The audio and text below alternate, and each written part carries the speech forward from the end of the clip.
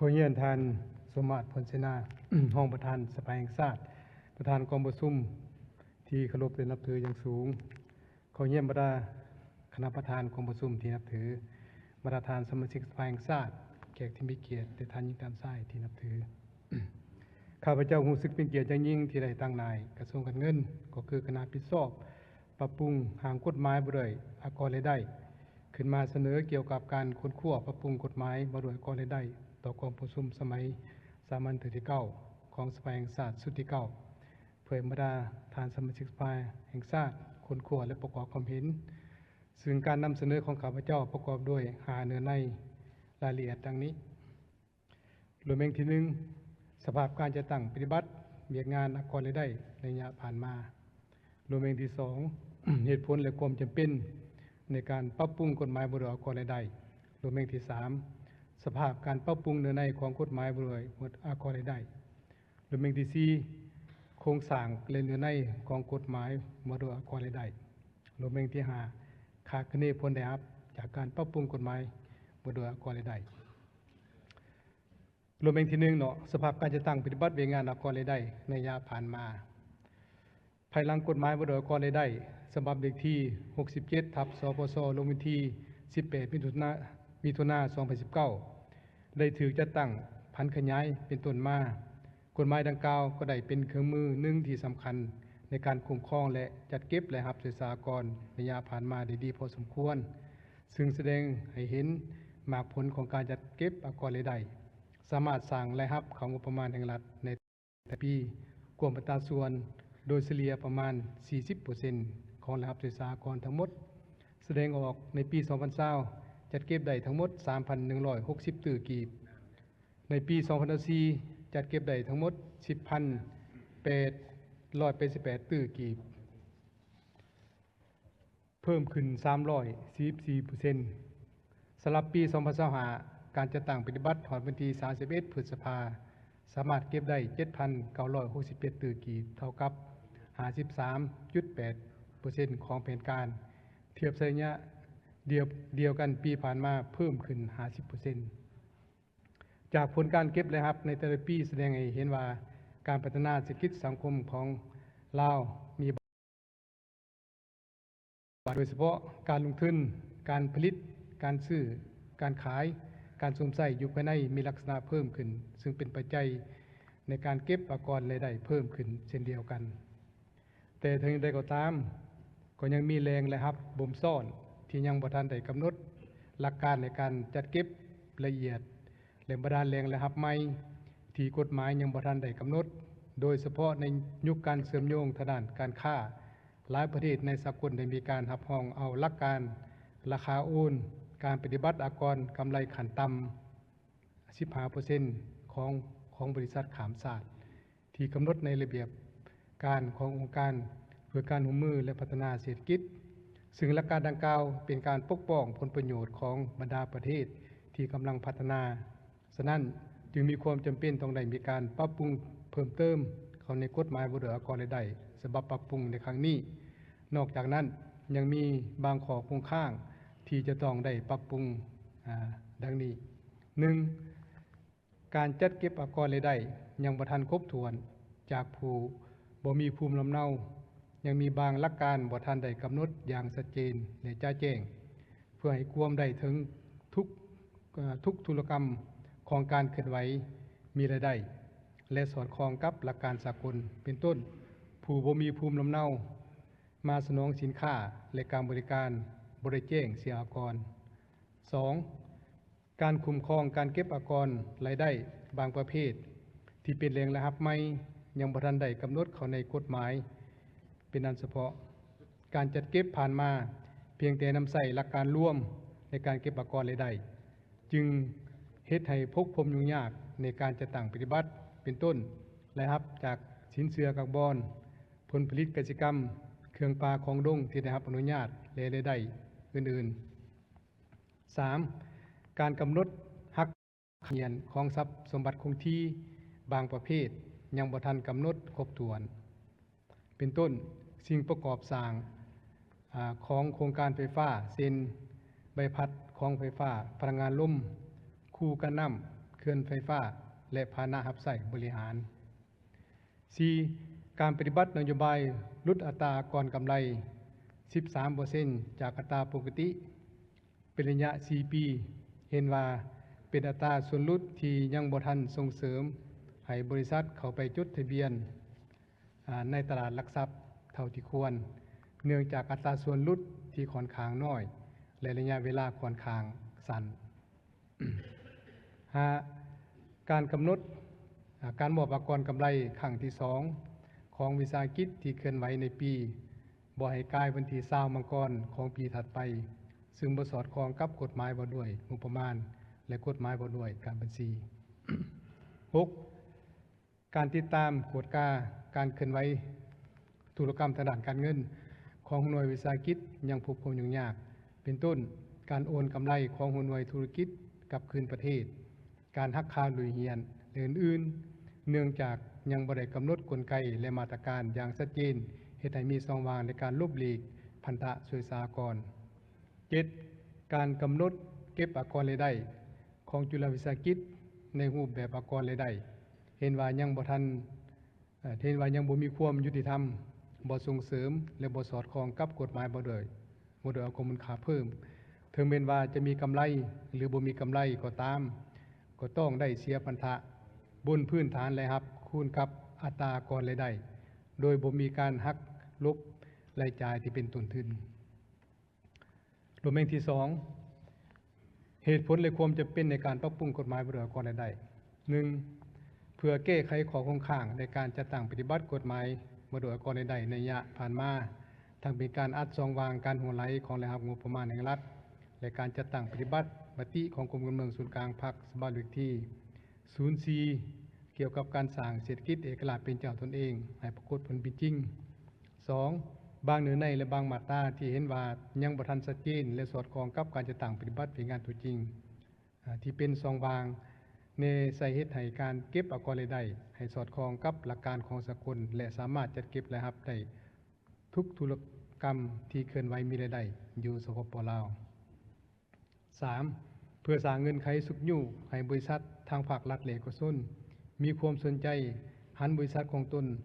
เป็นบริษัทมหาชนและจดทะเบียนในตลาดหลักทรัพย์ลาวให้หลายขึ้นกว่าเมื่อก่อนโดยกำหนดนโยบายลดผ่อนอากรกำไรจาก 13% มาเป็น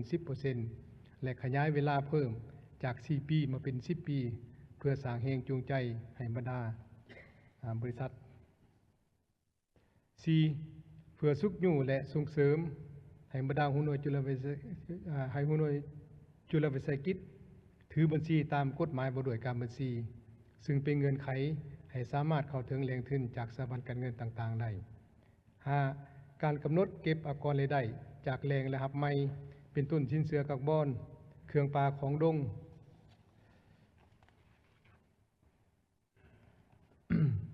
ของบุคคลนิติบุคคลที่ได้รับอนุญาตและรายได้อื่นที่รัฐบาลกำหนดในแต่ละระยะจากสาเหตุที่กล่าวมานั้นจึงมีความจำเป็นต้องได้ปรับปรุงกฎหมายว่าด้วยอากรรายได้ให้ครบถ้วนหัดกุมและสอดคล้องกับสภาพการขยายตัวทางด้านเศรษฐกิจของสปป.ลาวและสากลรวมเป็นที่ 3 สภาพการปรับปรุงเนื้อในของกฎหมายว่าด้วยอากรรายได้ 1. การปรับปรุงกฎหมายว่าด้วยอากรรายได้ในครั้งนี้เพื่อพันขยายมติของคณะประจำสภาแห่งชาติฉบับเลขที่ 01 ทับคปจ.ลงวันที่ 23 มังกร 2025 กระทรวงการเงินจึงได้ออกข้อตกลงแต่งตั้งคณะรับผิดชอบผลคั่วปรับปรุงหางกฎหมายว่าด้วยอากรรายได้ฉบับเลขที่ 0316 ทับกง.ลงวันที่ 6 กุมภาพันธ์ 2025 โดยมีทานห้องรัฐมนตรีกระทรวงการเงินเป็นหัวหน้าคณะและประกอบด้วยผู้ตั้งหน้าจากกรรมาธิการสภาแห่งชาติหอว่าการสำนักงานนายกรัฐมนตรีกระทรวงยุติธรรมธนาคารแห่งสปป.ลาวกรมสหกรณ์และกรมที่เกี่ยวของกระทรวงการเงิน 2. คณะรับผิดชอบได้ดำเนินการค้นคว้าและจัดกองประชุมระดมแนวความคิดอยู่ 3 ภาคเพื่อเก็บคำคิดเห็นและคำเสนอของเป้าหมายต่างๆในการปรับปรุงหางกฎหมายดังกล่าวซึ่งมีผู้เข้าร่วมทั้งหมด 339 ฐานในนี้ภาครัฐ 172 ฐานและภาคเอกชน 167 ฐาน 3. จากนั้นคณะผิดชอบก็ได้ดำเนินการค้นคว้าวิเคราะห์วิจัยและเลือกเฟ้นบรรดาคำคิดเห็นที่มีเหตุผลเพื่อปรับปรุงใส่หางกฎหมายบ่โดยองค์กรรายได้รวมทั้งการแลกเปลี่ยนบทเรียนกับเสี่ยวชาญองค์กรสากลแล้วจึงนำเอาหางกฎหมายฉบับปรับปรุงไปทาบทามความเห็นเปิดกว้างอยู่3ภาคซึ่งมีผู้เข้าร่วมทั้งหมด404ทานในนี้ภาครัฐ220ทานและภาคเอกชน184ทาน 4. ภายหลังสำเร็จการจัดตั้งทาบทามความเห็นเปิดกว้างใน3ภาคแล้วคณะผิดชอบก็ได้ค้นคว้าและพิจารณาปรับปรุงตามความเห็นต่างๆเพื่อให้หางกฎหมายดังกล่าวมีเนื้อในครบถ้วนและสอดคล้องกับสภาพการขยายตัวของเศรษฐกิจสังคมในแต่ละระยะโดยสมเทียบใส่บทเรียนของบางประเทศในภาคพื้น 5. จากนั้นก็นำเสนอต่อกระทรวงยุติธรรมกฎกาความสอดคล้องทางด้านกฎหมายในครั้งวันที่13-14 มีนาคม 2025นำขอผ่านกองประชุมรัฐบาลประจำเดือนมีนาคม 2025ดำเนินการกวดกาเนื้อในหอบด้านของหางกฎหมายร่วมกับกรรมาธิการสภาแห่งชาติในครั้งวันที่7 พฤษภาคม 2025 6. จากนั้นคณะผิดชอบได้ค้นคว้าปรับปรุงคืนบางจุดตามความเห็นของกองประชุมกวดกาเนื้อในหอบด้านก่อนนำเข้ากองประชุมคณะประจำสภาแห่งชาติประจำเดือนพฤษภาคม 2025ซึ่งกองประชุมดังกล่าวได้เห็นดีด้านหลักการและเสนอให้นำเข้ากองประชุมยกสูงคุณภาพทางด้านเนื้อในให้แก่กองประชุมสมัยสามัญที่9ของสภาแห่งชาติสุดที่9ครั้งที่5 มิถุนายน 2025ซึ่งมีประธานสมาชิกสภาแห่งชาติได้ประกอบความเห็นจำนวน8ท่านรวมเอา6มาตราผ่านการค้นคว้าของคณะผิดชอบปรับปรุงกฎหมายเห็นดีปรับปรุงตามการประกอบความเห็นจำนวน3มาตราเสนอรักษาเนื้อในเดิมจำนวน3มาตราสำหรับรายละเอียดของการปรับปรุงและรักษาเนื้อในเดิมได้มีตารางอธิบายแจกจ่ายให้บรรดาทานแล้วรวมที่ 4โครงสร้างและเนื้อในของหางกฎหมายว่าโดยองค์กรรายได้ก็โครงสร้างหางกฎหมายว่าโดยองค์กรรายได้หางกฎหมายว่าโดยองค์กรรายได้ฉบับปรับปรุงประกอบด้วย9ภาค7หมวดและ74มาตราในนี้ปรับปรุง55มาตรารวม 75% ยกเลิก2มาตราและรักษาเนื้อในเก่า19มาตราซึ่งรายละเอียดมีคือภาคที่1บทบัญญัติทั่วไปแต่มาตรา1มาตรา8ภาคที่2องค์กรรายได้วิสาหกิจประกอบด้วย2หมวดแต่มาตรา9มาตรา20ภาคที่3องค์กรรายได้บุคคลนิติบุคคลและการจัดตั้งประกอบด้วย3หมวดแต่มาตรา31มาตรา52ภาคที่4สิทธิและพันธะของผู้เสียผู้มอบองค์กรบุคคลนิติบุคคลและการจัดตั้งที่เกี่ยวข้องแต่มาตรา53มาตรา55ภาคที่5สิทธิและหน้าที่ของพนักงานราชการและเจ้าหน้าที่ศึกษากรแต่มาตรา56มาตรา57ภาคที่6ข้อห้ามแต่มาตรา58มาตรา60ภาคที่7การคุ้มครองและการกวดกาเวียกงานองค์กรรายได้ประกอบด้วย2หมวดแต่มาตรา61มาตรา69ภาคที่8นโยบายตัวผู้มีผลงานและมีมาตรการตัวผู้ละเมิดแต่มาตรา70มาตรา71ภาคที่9บทบัญญัติสุดท้ายแต่มาตรา72มาตรา74ขอการปรับปรุงเนื้อในของหางกฎหมายว่าโดยองค์กรรายได้การปรับปรุงเนื้อในบางมาตราที่สำคัญของหางกฎหมายว่าโดยองค์กรรายได้มีดังนี้ 1. มาตรา3การอธิบายคำศัพท์ที่ได้เพิ่มการอธิบายคำศัพท์ให้มีความชัดเจนและสอดคล้องกับหลักการของสากลเป็นต้นราคาโอนบริษัทขามศาสตร์และอื่นๆ 2. มาตรา12และมาตรา13ได้กำหนดให้นิติบุคคลที่อยู่ในกลุ่มบริษัทขามศาสตร์ที่มีรายได้ประจำปีตามเงื่อนไขขององค์การเพื่อการร่วมมือและการพัฒนาเศรษฐกิจต้องเสียก่อนกำไรขั้นต่ำ 15% 3. มาตรา16ผู้เสียก่อนกำไรเนใส่สุกยู่ส่งเสริมให้บรรดาวิสาหกิจเข้าไปจดทะเบียนในตลาดหลักทรัพย์หลายขึ้นซึ่งได้กำหนดในมาตรา16ข้อ2จำ3โดยให้นโยบายเสียก่อนกำไรในอัตรา10ส่วนห้อยและขยายเวลาเป็น10ปีนับแต่วันจดทะเบียนเป็นต้นไปหลังจากนั้นให้ปฏิบัติตามมาตราอากรกำไรที่ประกาศใส่ในแต่ละระยะ 4. มาตรา26มาตรา26และมาตรา30อากรกำไรของจุลวิสาหกิจได้ให้นโยบายเสียอากรกำไรในอัตรา5%เพื่อสุกยู่และส่งเสริมให้บรรดาหูหน่วยจุลวิสาหกิจถือบัญชีตามกฎหมายบริหารการบัญชีซึ่งเป็นเงินไขให้สามารถเข้าถึงแหล่งทุนจากสถาบันการเงินต่างๆได้ 5. มาตรา33รายได้ที่ถือเสียอากรแม้ได้กำหนดเก็บอากรจากแหล่งรายได้ใหม่เป็นต้นรายได้จากการขายสินเชื่อคาร์บอนผลผลิตเกษตรกรรมของครัวเรือนที่มีรายได้ประจำปีเกิน100 ล้านกีบเครื่องปลาของดงของบุคคลที่ได้รับอนุญาตและรายได้อื่นที่รัฐบาลกำหนดในแต่ละระยะรวมแม่งที่5ขาดคะแนนผลได้รับจากการปรับปรุงกฎหมายบริหารองค์กรรายได้ภายหลังกฎหมายฉบับนี้ได้ถือขับห้องและประกาศจะเป็นบทอิงที่สำคัญให้แก่การจัดตั้งปฏิบัติงานองค์กรรายได้ซึ่งคาดว่าจะมีผลได้รับดังนี้ 1. เฮ็ดให้การจัดตั้งปฏิบัติกฎหมายว่าด้วยองค์กรรายได้ไปในลุงเดียวกับนโยบายของภาครัฐบาลและกิจกรรมอื่นที่เกี่ยวของเป็นต้นมติ04ทับกมสพกฎหมายว่าด้วยการปกครองท้องถิ่นและนโยบายของรัฐบาลที่มีต่อผู้แรงงานที่มีรายได้ขั้นต่ำ 2. สร้างมาตรฐาน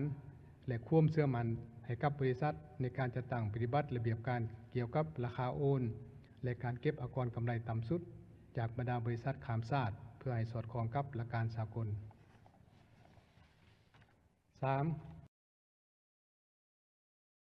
หัวหน่วยธุรกิจสำหรับสร้างผ่านระบบธนาคารเป็นตัวในการสำหรับสร้างค่าสินค้าและบริการทางภายในและต่างประเทศในมูลค่าเกิน1 ล้านกีบต่อ1ใบเก็บเงินตามที่กำหนดไว้ในมาตรา18ข้อ22จึงสามารถลงเป็นรายจ่ายด้านศึกษาก่อนได้ 4. การเก็บพันธอากรจากหัวหน่วยจุลวิสาหกิจคาดว่าจะสร้างรายรับของงบประมาณได้เพิ่มขึ้นเนื่องจากหัวหน่วยดังกล่าวมีนอนในเป้าหมายเขาในระบบอากรมูลค่าเพิ่มซึ่งจะเป็นแรงรายรับใหม่ให้แก่งบประมาณแห่งรัฐโดยรวมแล้วการกำหนดอัตราอากรกำไร 5% ของจุลวิสาหกิจซึ่งคิดรายตามพื้นฐานกำไรสุทธิเป็นการส่งเสริมให้หัวหน่วยจุลวิสาหกิจมีความเป็นธรรมหลายขึ้นและเทศเหมาะกับการดำเนินธุรกิจตัวจริง 5. การปรับปรุงกฎหมายว่าด้วยองค์กรรายได้ฉบับนี้มีเนื้อในที่มีในถูกต้องสอดคล้องกับความต้องการของสังคมรวมถึงภาคธุรกิจและภาคส่วนที่เกี่ยวข้องเป็นต้นเป็นการปรับปรุงอัตราในการจัดเก็บเงื่อนไขในการให้นโยบายให้มีความสอดคล้องกับการเสริมโยงกับสากลซึ่งจะเฮ็ดให้การคุ้มครองและจัดเก็บรายรับคาดว่าจะได้เพิ่มขึ้นสร้างตาแห้งทางด้านงบประมาณแห่งรัฐให้นับมือนับเข้มแข็งขึ้นหมวดนี้การเสนอหางกฎหมายบริหารองค์กรรายได้ต่อกองประชุมสมัยสามัญที่9ของสภาแห่งชาติสุดที่9สิ้นสุดเพียงเท่านี้และถือโอกาสนี้ขอเฮียนเสนอมายังบรรดาฐานสมาชิกสภาแห่งชาติจงประกอบความเห็นอย่างคงไปคงมาเพื่อให้เนื้อในของหางกฎหมายสมบัติของกล่าวนี้มีครบถ้วนสมบูรณ์ขึ้นเติมและเป็นพื้นฐานให้แก่การจัดตั้งปฏิบัติของแขนงการเงินของพวกเราท้ายนี้ต่างหลายคณะผิดชอบปรับปรุงหางกฎหมายขอให้พรให้คณะประธานกองประชุมประธานแขกที่มีเกียรติประธานสมาชิกสภาแห่งชาติจงมีสุขภาพเข้มแข็งมีพลามัยสมบูรณ์เราขออวยพรให้กองประชุมจงประสบผลสำเร็จตามระดับคาดหมายที่วางไว้ขอขอบใจ